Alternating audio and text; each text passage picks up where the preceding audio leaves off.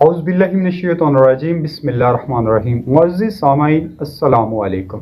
معزز سامعین، یہ ایک بہت دلچسپ کہانی ہے۔ کہیں دور دراز ایک جنگل میں، جنگل کے قانون کے مطابق ایک شیر کی حکومت تھی۔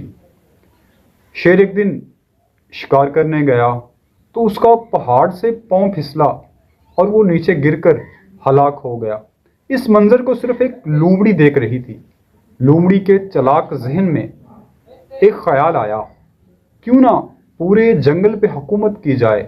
لومڑی نیچے اتری اور اس نے شیر کی کھال نکالی اور اپنے اوپر اوڑھ لی، اور پھر تمام جانوروں کو اکٹھا کیا اور اپنی بادشاہت کا اعلان کیا۔ لومڑی کو خوف رہنے لگا کہ جب تمام جانوروں کو پتہ چلے گا میں شیر نہیں لومڑی ہوں تو میری حکومت چلے جائے گی۔ تو اپنی حکومت کو بچانے کے لیے اس نے جنگل کے قانون میں ایک ترمیم کی۔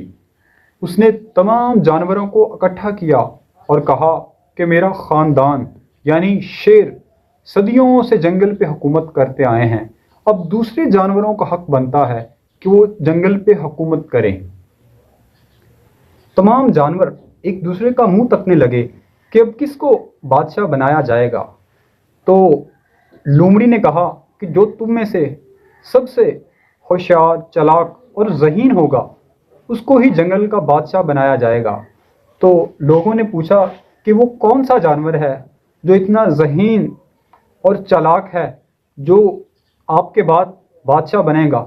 تو شیر یعنی اس لومڑی نے کہا کہ میرے مرنے کے بعد جس کسی کو بھی میری کھال ملے گی وہی جنگل کا نیا بادشاہ ہوگا۔